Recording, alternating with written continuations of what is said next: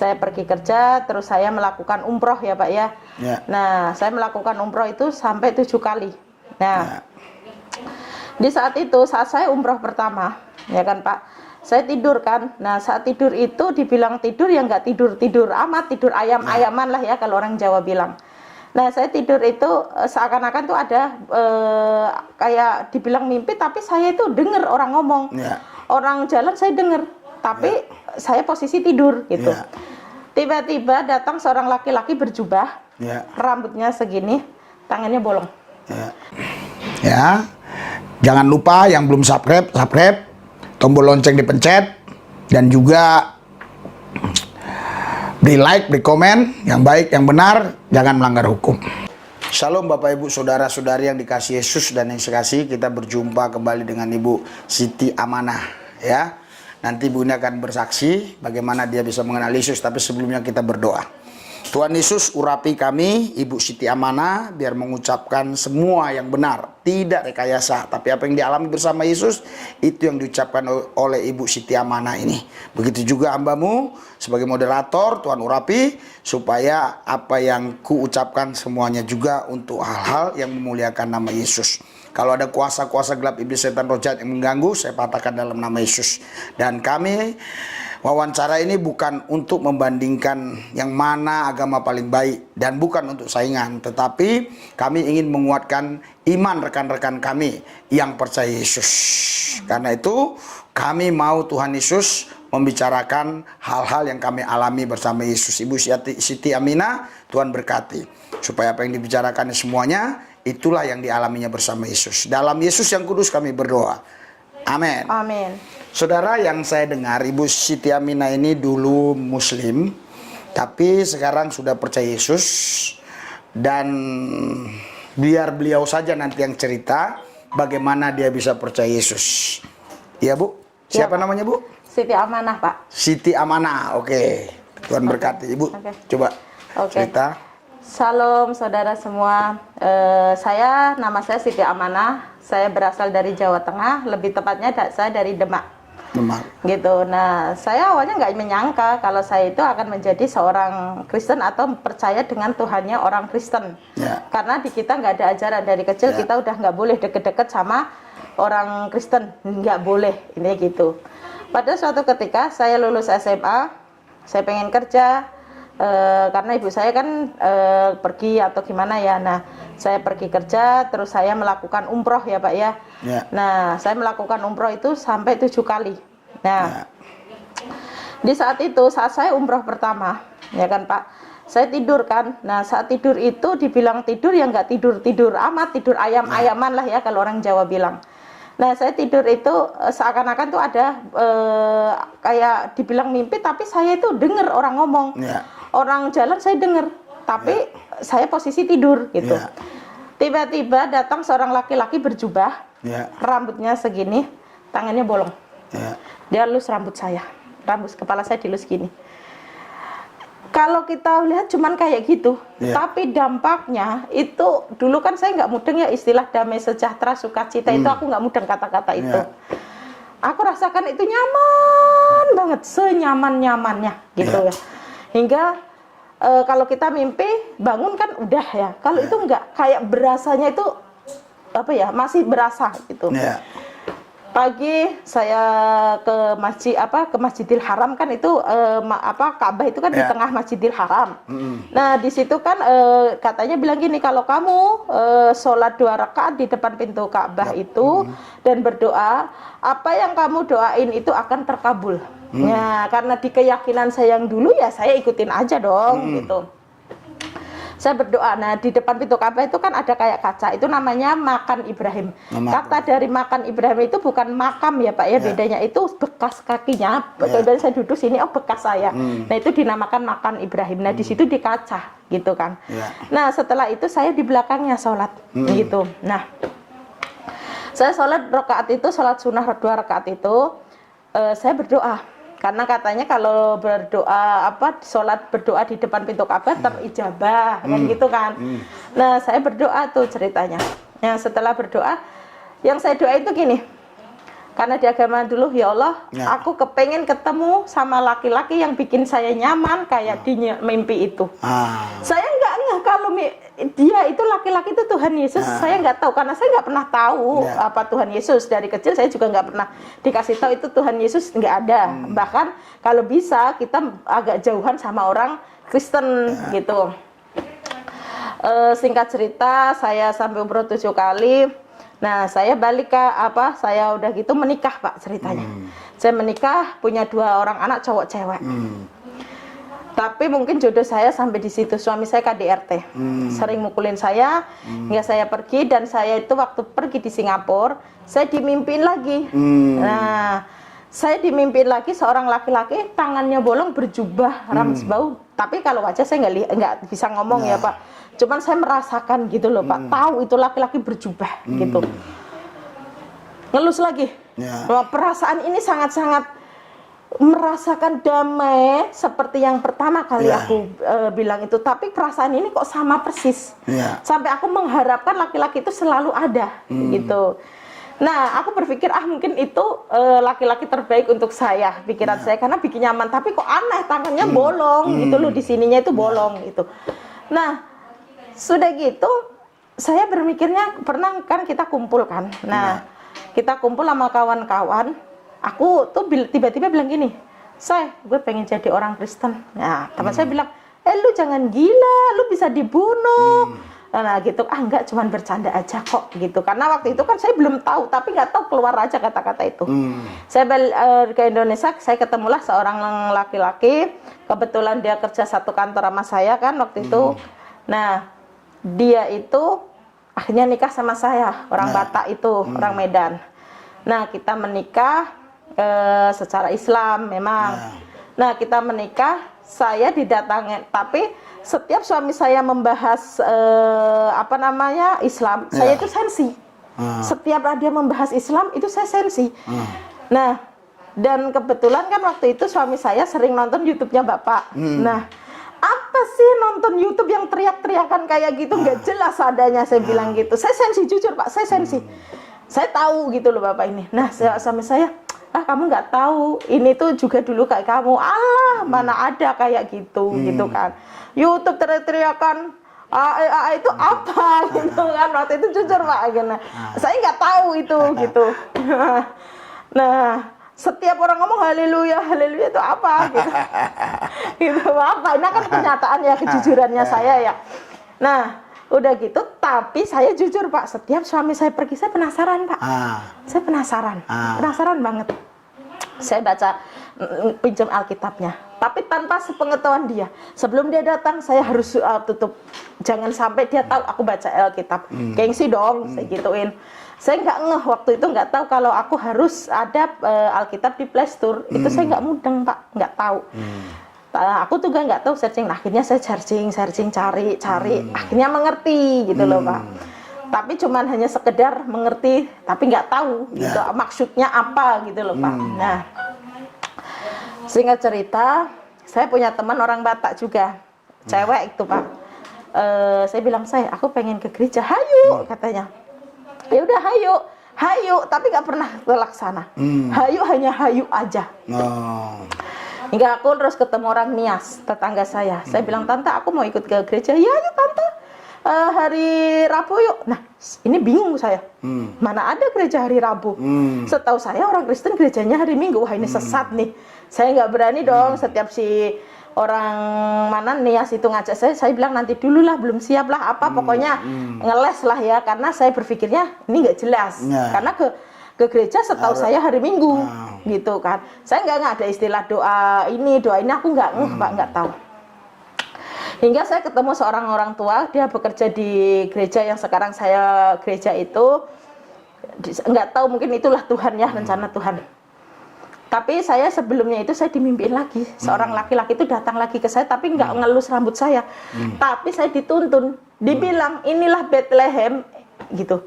Nah, Bethlehem itu apa? Kan gitu kan?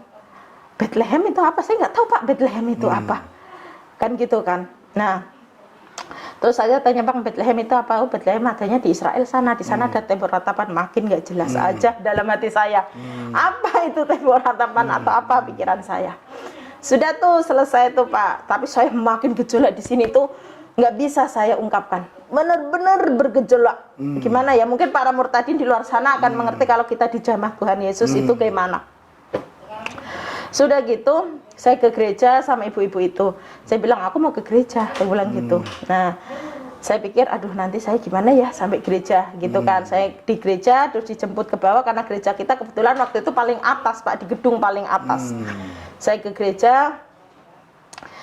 Saat saya sampai gereja Pak, pintu dibuka gereja itu.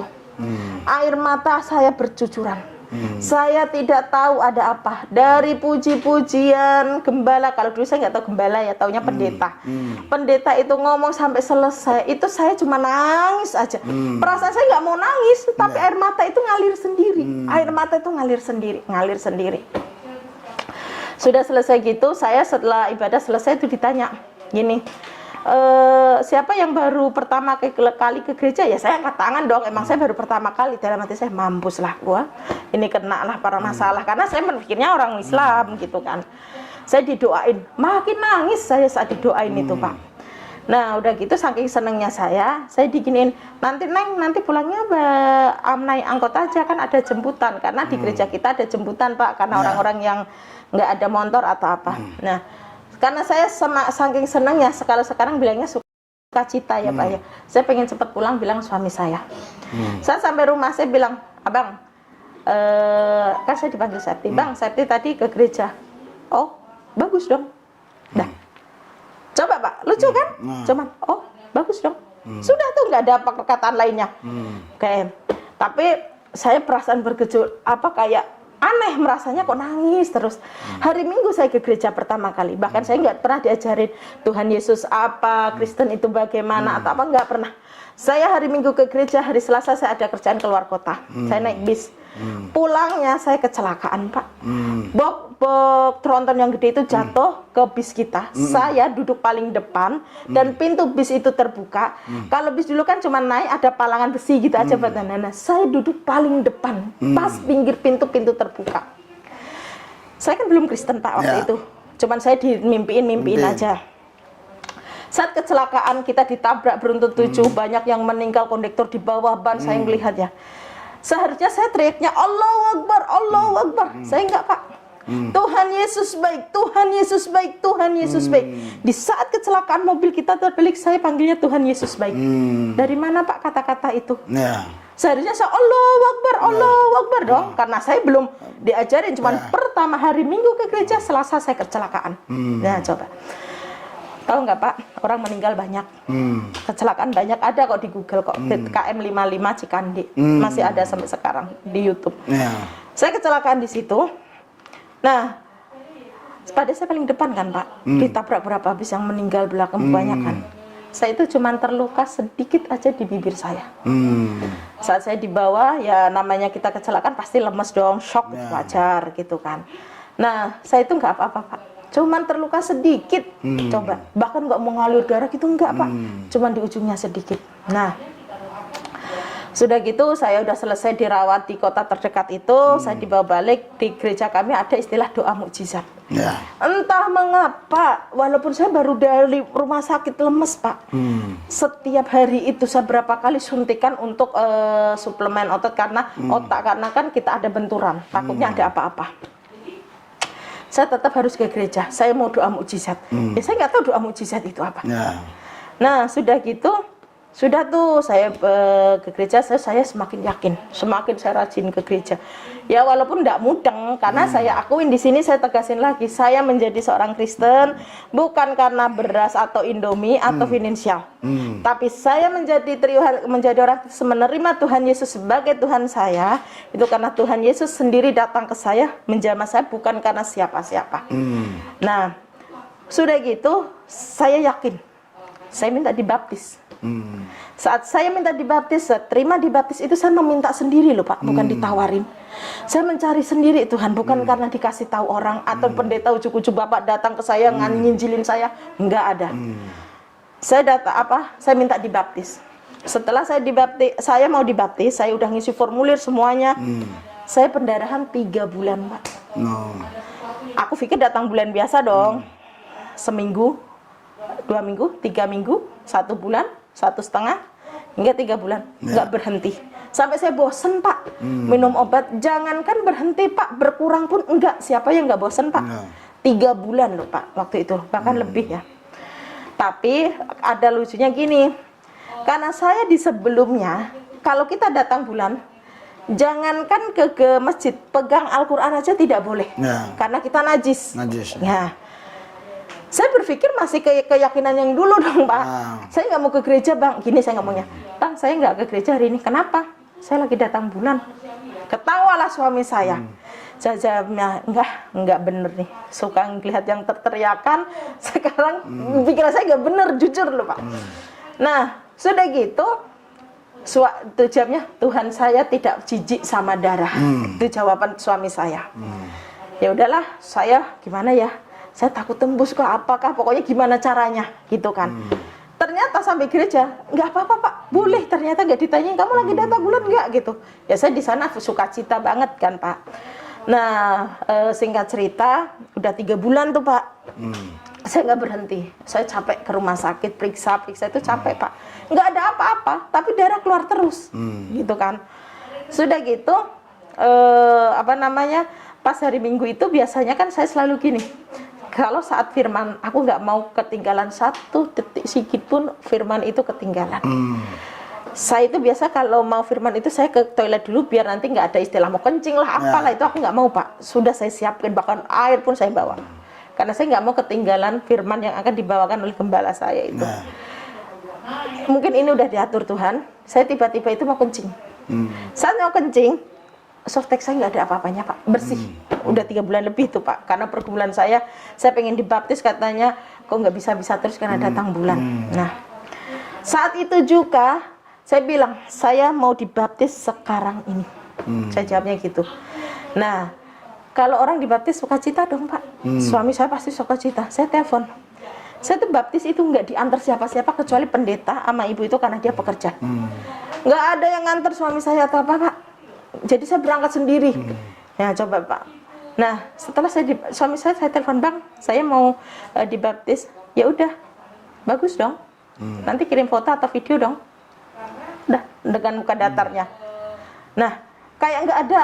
Oh, sukacita banget nih gue dibaptis. Enggak, udah selesai gitu aja. Nah, sudah gitu saya selesai dibaptis. Selang semalam atau 2 malam itu saya mimpi, Pak. Mimpi seorang laki-laki lagi yang sama, tapi beda lagi. Dia ngasih saya salib, tapi emas. Saya buang itu salibnya. Saya bilang, aku nggak mau, ini apa? Gitu kan. Saya mau emas, tapi aku nggak mau salib. Saya mau emas, tapi saya nggak mau salib. Saya digituin. Tapi salib itu datang terus ke saya, dikasih terus ke saya, hingga laki-laki itu bilang gini, ini untuk kamu, suatu saat kamu akan mengerti. Sudah tuh, Pak, saya melihat diri saya di sebuah gereja, saya duduk itu berdoa, pokoknya berdoa sangat, tapi banyak orang di situ, tapi saya berdoa, tapi aku nggak tahu itu, Pak, gitu loh. Nah, setelah itu saya sudah selesai, salah satu pekerja gereja itu orang tuanya meninggal.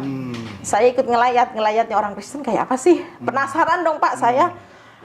Di jalan itu salah satu penggereja itu bilang, namanya Ko Aren, bilang gini, menjadi orang Kristen itu nggak gampang. Menjadi orang Kristen itu siap menderita, siap sakit. Bukan berat. Nah, saya mikir dong, apa maksudnya? Saya tahu dia itu bukan ngomong ke saya, dia lagi ngomongin anak rohaninya di sampingnya gitu loh. Tapi saya merasa gitu loh, Pak. Apa maksudnya ini apa gitu loh. Nah, sudah tuh, tapi saya walaupun nggak ada yang cover saya, yang mendampingin saya seorang murtadin katanya sekarang bilangnya, itu nggak ada, Pak. Saya mencari sendiri, pengen pengetahuan, pengen apa itu saya mencari sendiri. Ibadah apapun aku ikut gitu. Nah, dulu tuh aku nggak mudeng, Pak, ada umas itu apa, aku pikir ya ibadah, ternyata umas itu usia emas. Wah, buset, gue udah masih muda nih gitu kan, nggak mudeng karena saya nggak mudeng.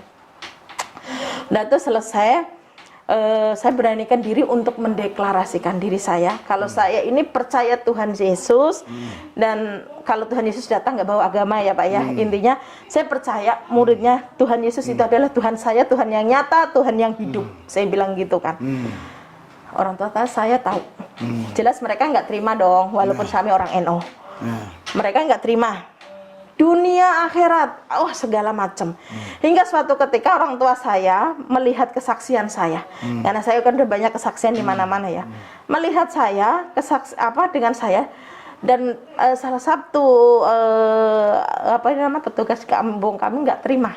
Saya bilang saya udah nggak nyaman di keyakinan saya dulu setelah Tuhan Yesus datang, dan saya seperlukan tapi ya emang saya nggak nyaman, masa harus dipaksain menjadi nyaman, kan gitu Pak. Nah, dan saya sudah cukup umur untuk menentukan pilihan saya. Siapapun itu nggak bisa menghalangin saya, gitu. Nah, terus saya diintimidasi beberapa bulan ini, mungkin baru 2 bulan ini, belum 2 bulan inilah ya, saya terintimidasi.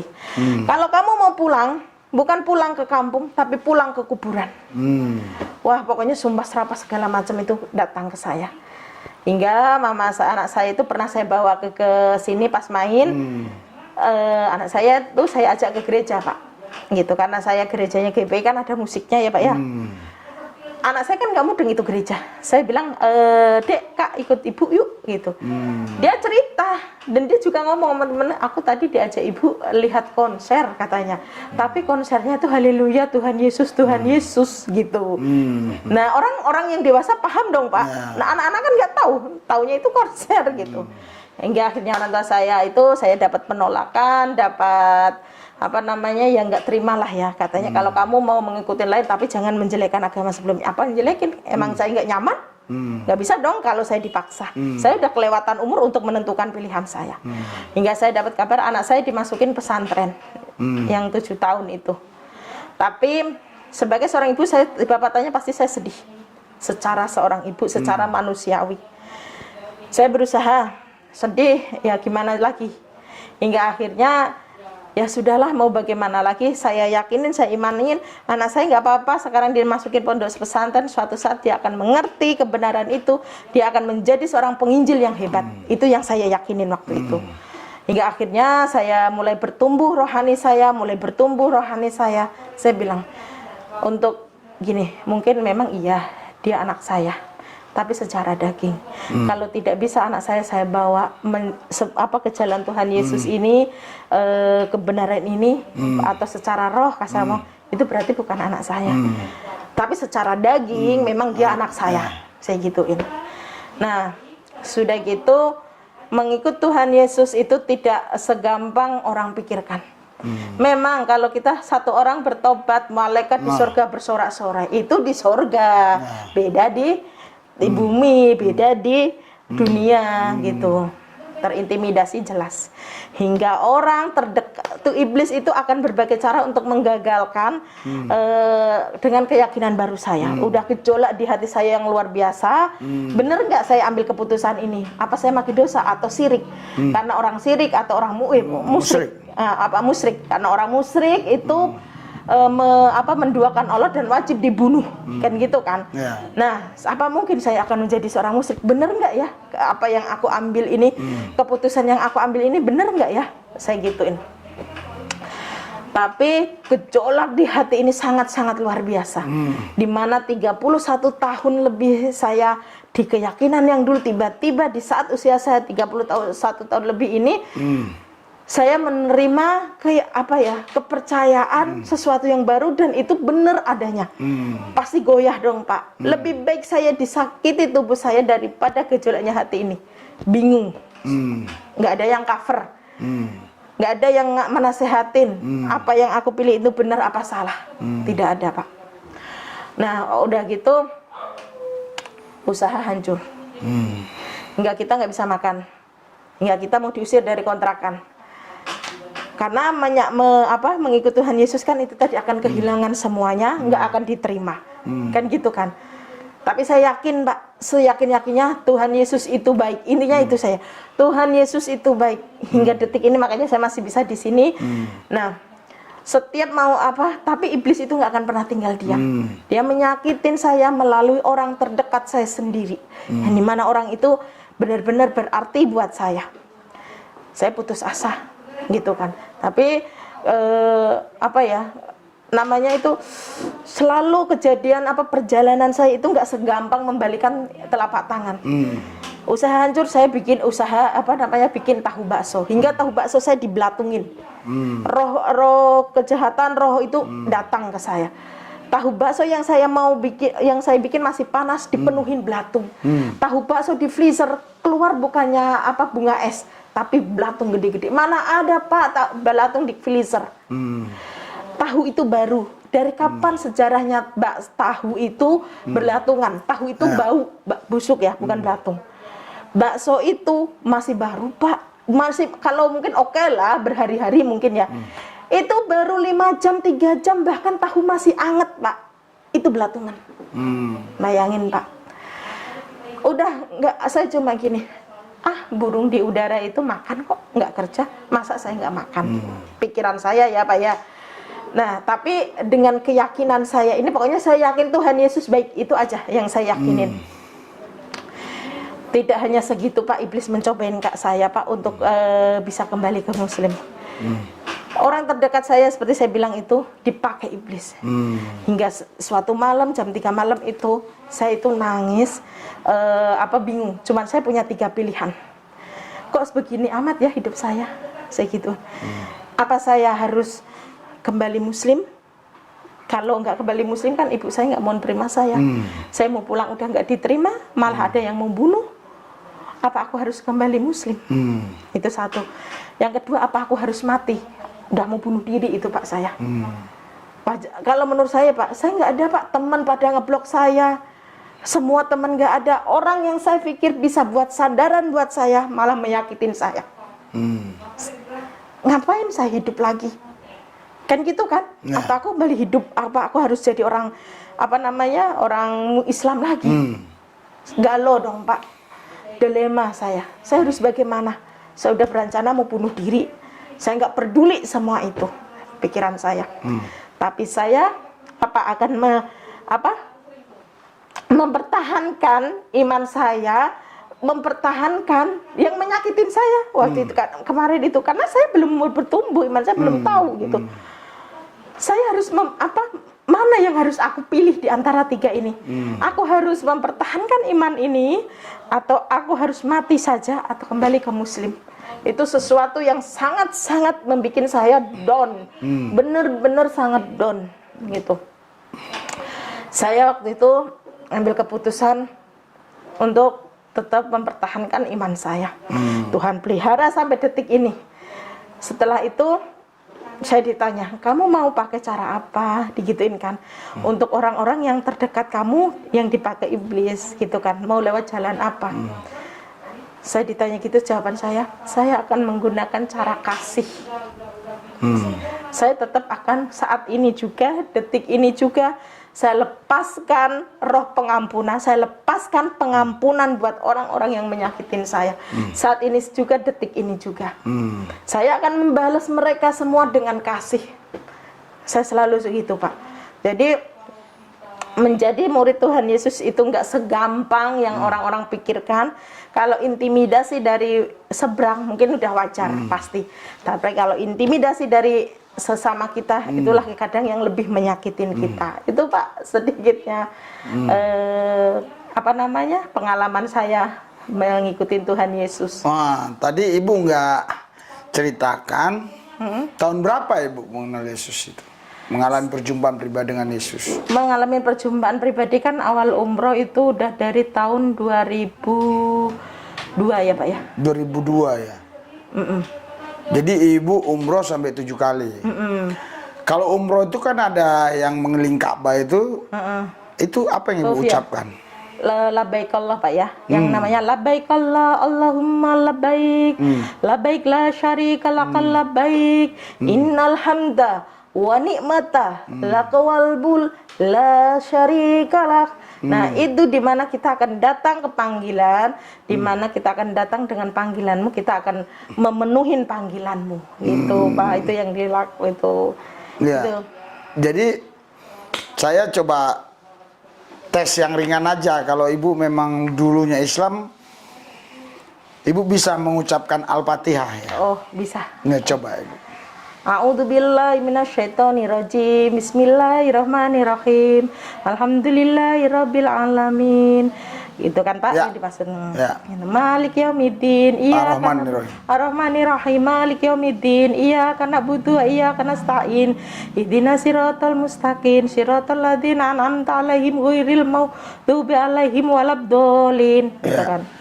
Itu kalau sholat kan harus itu yang pertama itu Bener. diucapkan. Terus setelah itu ada lagi ayat Ayatnya apa kayak, yang biasa ibu pakai Qul kalau sholat? a'udzu birabbin nas, malikin nas, ilahin nas, min syarril waswasil khannas, alladzi yuwaswisu fi sudurin nas, minal jinnati wan nas. Itu. Oh gitu ya. Jadi setelah ibu ini sekarang ikut Yesus, ya, apa perbedaannya setelah ikut Yesus ini dibandingkan dulu waktu ibu masih Islam? Pertama, itu perbandingan hal-hal yang batin lah, yang rohani lah, gimana? Ini, kalau perbandingannya, kehidupan saya dulu sebelum menerima Tuhan Yesus, dibilang mewah ya, ya bisalah ya ketimbang yang sekarang.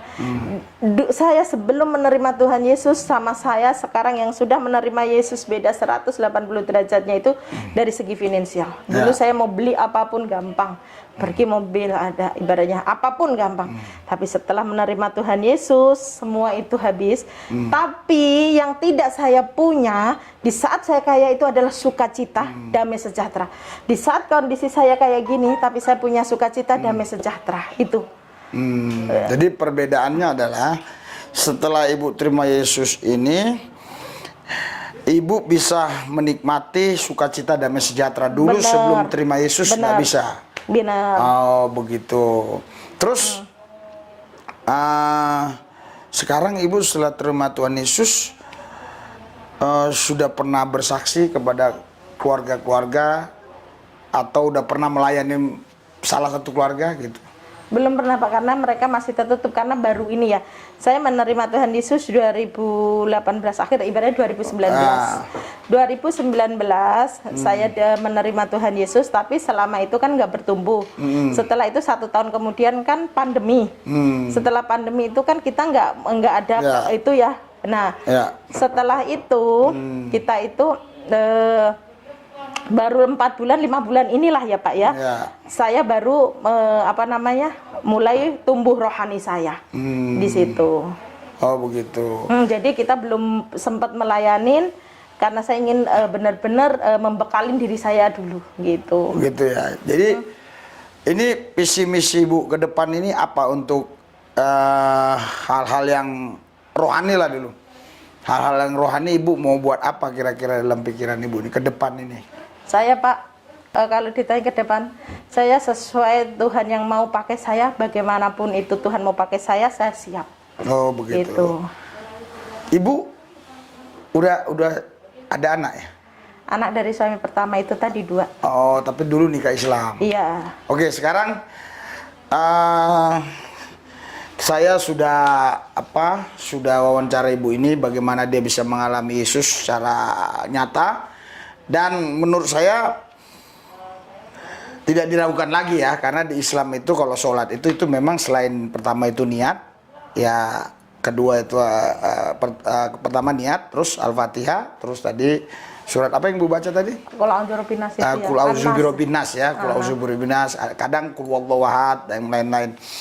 Jadi sekarang saya yakin betul memang dulu ibu ini Islam, sudah 7 kali umroh. Bisa mengalami Yesus malah di Mekah bu ya? Iya, awal pertama perjumpaannya di Mekah. Di Mekah ya. Ya. Jadi apa closing statement ibu buat rekan-rekan yang sedang melihat dan mendengar kita nanti? Bagi teman-teman, terutama sesama murtadin, jangan pernah takut, jangan pernah gentar, karena Tuhan Yesus setiap hari selalu bilang jangan takut. Sehari ada 335 itu. 365. Nah, karena 5 itu selalu bilang jangan takut dan jangan pernah takut gitu. Jadi teman-teman murtadin jangan pernah takut untuk menyatakan kebenaran ini, apapun itu yang terjadi, Tuhan Yesus pasti akan tompang kita, akan lindungin kita. Bagi teman-teman, ya maaf nih kalau kata-kata saya mungkin salah, yang sudah Kristen dari dalam kandungan pun, hayo bangkit, lahir baru, karena ini harus cepat-cepat terjadi, karena ini udah musimnya panen gitu Pak. Itu aja sih Pak. Saudara, Bapak Ibu sekalian yang dikasih Yesus dan yang saya kasih, ibu ini sebelum terima Yesus secara finansial is okay ya. Setelah ikut Yesus, hidupnya sederhana sekali secara finansial. Tetapi sebenarnya bukan karena dia ikut Yesus, tapi memang sebelum ikut Yesus sudah terjadi ada masalah ekonomi kan. Di situ dia berjumpa dengan Yesus. Dengan kata lain, walaupun dulu dia banyak uang atau secara finansial tercukupi, tapi nggak ada damai, nggak ada sukacita. Tapi sekarang secara finansial ini sederhana, tapi ibu ini bilang ada damai, ada sukacita. Itulah saudara yang nggak bisa dibeli, saudara. Saya pernah pelayanan di Kisar. Kisar itu saudara kalau dari Timur-Timur, dulu Timur-Timur, sekarang Timor-Leste. Ya sudah pisah dengan Indonesia. Saya pelayanan di Timur-Timur, terjadi pecah, itu perang pro kemerdekaan dan pro integrasi. Jadi pro kemerdekaan menang, makanya dari Timur Leste, dan kami lari ke Kisar waktu itu, naik kapal kecil sekali. Di Kisar itu ada namanya toko sukacita. Saya senang sekali waktu itu, saya senang sekali kan, wah ini ada toko sukacita. Cici, saya bilang saya mau beli sukacita. Wah, saya nggak jual sukacita loh, ini kan toko sukacita. Ini tulisan doang. Saudara, jadi banyak orang bicara sukacita tapi hanya simbolik atau hanya fatamorgana, hanya angan-angan. Tapi ibu ini sudah mengalami sukacita di dalam Yesus itu secara nyata. Jadi, dan yang saya dengar tadi, ibu ini setelah dalam Yesus berubah. 2 Korintus 5 ayat 17, barang siapa dalam Kristus Yesus, dia menjadi ciptaan baru, yang lama sudah berlalu, sesungguhnya yang baru sudah tiba. Mari kita doa, biarlah kesaksian ini menjadi berkat. Mohon maaf bagi yang lain, kesaksian ini bukan untuk saingan, ya. Dan kesaksian ini bukan untuk membedakan, oh agama ini paling benar, agama ini bukan. Kesaksian ini adalah kesaksian pribadi yang untuk menguatkan iman sesama kami, khususnya orang-orang Kristen. Ya, jadi ini bukan untuk agama ini paling benar, bukan. Tapi kesaksian ini untuk menguatkan iman yang seiman dengan kami. Tapi kalau ada di antara saudara yang tidak seiman mendengar, ya itu urusan saudara. Oke, kita doa. Haleluya. Siapa namanya Bu tadi Bu? Siti Amanah. Tuhan Yesus, aku percaya Siti Amanah bukan dia yang pilih Tuhan, tapi Tuhan yang pilih dia. Urapi Siti Amanah, kuasamu bekerja atas Siti Amanah ini. Tuhan Yesus, di masa sekarang Tuhan Yesus, secara finansial memang katanya kurang, tetapi di dalam Yesus selalu ada jalan keluar. Karena keran satu ditutup, 7 keran dibuka. Satu sumur ditutup, 8 sumur terbuka. Karena Yesus yang kami sembah, dia maha kuasa. Tidak ada mustahil bagi Tuhan Yesus, dan tidak ada mustahil bagi orang percaya. Dan kami percaya Yesuslah masa depan kami, Yesuslah harta kami, Yesuslah kekayaan kami. Di dalam Yesus kami dipelihara. Aku berdoa secara khusus Tuhan Yesus buat ibu ini, Tuhan Yesus. Engkau menjamah dia Tuhan. Engkau menjamah dia. Urapanmu bekerja. Terima penuh. Pandang Yesus, pandang Yesus, pandang Yesus, pandang Yesus. Yesus berkata, marilah kepadaku yang letih lesu dan beban berat, aku berikan kelegaan. Engkau tidak bisa dapat kelegaan hanya karena uang banyak, hanya karena pekerjaan, hanya karena lelaki yang mengasihi engkau, atau orang-orang tertentu yang coba-coba mengasihi. Engkau tidak akan dapat kelegaan dari dunia ini. Engkau hanya dapat kelegaan ketika engkau mengalami Yesus. Mengalami Yesus bukan hanya satu kali. Mengalami Yesus itu harus setiap waktu, setiap saat. Karena Yesus itu bukan sekedar hanya Tuhan seperti yang mereka pahami. Yesus itu ada pribadi Allah yang hidup, yang memang nyata, yang hadir di dalam kehidupan kita. Dia bukan tinggal di aras, yang diam di aras. Dia tinggal di dalam hidup kita, bersama-sama kita. Tuhan Yesus, Engkau urapi dia dengan urapan spesial, urapan baru, urapan double porsi. Api kudus di tatamu, membakar dia, hatinya bergelora, bergairah, bersemangat, rohnya berkobar, menyala, menyambar, tetap radikal kepada Yesus. Gila-gila, habis-habisan, mati-matian buat Tuhan. Tidak gentar, tidak ciut, tidak mundur, tetap maju. Karena mundur mati, maju bersama Yesus, pasti hidup di dalam Yesus. Dia cakap menanggung segala perkara. Bersama Yesus, dia lakukan perkara-perkara besar. Karena dia yakin percaya. Bagi orang percaya tidak ada yang mustahil. Bagi Tuhan terlebih tidak ada yang mustahil. Tuhan Yesus, aku berdoa buat ke depannya nanti Tuhan. Oh, apa yang dibuat tangannya berhasil. Tuhan Yesus, oh biar usaha-usaha yang mulai dia bangun sekarang, Tuhan buka jalan, Tuhan buka jalan, Tuhan buka jalan, Tuhan buka jalan, Tuhan buka jalan. Ayo bahatu kahalaya kamasike. Jama dia, urapi, penuhi dengan kuasamu, penuhi dengan kuasamu, penuhi dengan kuasamu. Bukan kebetulan Tuhan Yesus aku bisa berjumpa dengan dia. Bukan kebetulan Tuhan Yesus Kristus aku bisa ada di tempat ini. Padahal begitu banyak kesibukan Tuhan yang harus aku kerjakan. Namun kami hari ini ada waktu bisa berjumpa. Ini anugerah, ini kasih karunia. Pandang Yesus, Yesus mengasihimu. Yesus mengasihimu. Dia berkata, kuatlah engkau. Yesus berkata, jangan takut. Kekhawatiranmu tidak menambah sehasta jalan. Tetap percaya dan terlebih mempercayakan hidupmu kepada Dia. Haleluya. Banyak orang berpikir mau berlari, tapi sebagian bilang, wah jalan saja, aku nggak bisa lari. Sebagian bilang, merangkak saja. Yang Tuhan mau bukan masalah lari, jalan, merangkak. Yang Tuhan mau kita tetap maju, tidak boleh mundur. Tidak boleh mundur, tidak boleh mundur. Tidak boleh mundur. Tidak boleh mundur. Makanya Tuhan berkata di Yesaya, Dia membawa kita terbang tinggi bagaikan burung Raja Wali, berjalan tidak letih, berlari tidak lesu. Sebelum ada pesawat, burung sudah ada.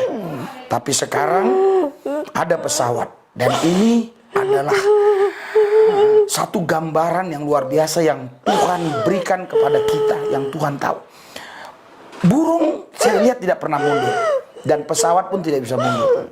Pesawat tidak bisa mundur. Pesawat mundur harus ditarik oleh kendaraan tertentu. Kita dibawa Tuhan terbang tinggi bagaikan pesawat itu. Tidak ada gigi mundur. Yang ada maju, menang, lebih daripada pemenang. Naik, bukan turun. Menjadi kepala bukan ekor. Urapi dia Tuhan, urapi damai sejahtera sukacita Tuhan mengalir limpah Tuhan Yesus. Bahkan Tuhan Yesus jamah Tuhan, jamah keluarga-keluarganya dimanapun Tuhan, biar mereka juga kembali, biar juga mereka datang kepada Yesus. Urama sakata. Terima, pandang Yesus. Ikuti doa saya, Bu. Tuhan Yesus, Engkau masa depanku. Yesus, hartaku. Yesus, kekayaanku. Di dalam Yesus, saya punya apa yang Yesus punya. Saya tidak memusingkan yang Yesus punya. Yang saya mau Yesusnya. Karena ketika saya memiliki Yesus, apa yang Yesus miliki adalah punya saya. Karena Yesus punya saya, maka apa yang di dalam Yesus adalah milik saya. Tuhan Yesus, saya bukan hanya percaya kepadamu, tapi saya mempercayakan hidup saya kepadamu. Saya bukan hanya mau ada sebagaimana saya ada, tapi saya mau ada sebagaimana Yesus ada. Bawa hidupku Tuhan Yesus menjadi sepertimu Tuhan. Terima kasih Tuhan Yesus. Terima kasih ya Tuhan Yesus. Berikan kepadanya hati yang bergelora, bergairah, bersemangat, berkobar, menyala, menyambar dalam nama Yesus. Amin. Amin. Haleluya, haleluya. Apa ibu alami waktu kita berdoa tadi? Ibu alami apa? Ada lihat apa? Atau alami apalah? Yang tidak ditambahin, dikurangi, yang dialami apa? Gitu. Saya mengalami yang seperti saya bilang, saya mengalami damai seakan-akan beban saya terangkat. Amin. Apa yang selama ini saya rasain kayak lepas. Amin, amin. Gitu. Saya nggak tahu kenapa saya bisa nangis. Saya nggak tahu kenapa bisa ngalir air mata. Amin. Jadi saudara, Bapak Ibu sekalian, penderitaan seberat apapun, masalah sebesar apapun, kesulitan sebesar apapun, jangan tinggalkan Yesus. Itu pesan saya. Amin. Sampai bertemu kembali di lain waktu.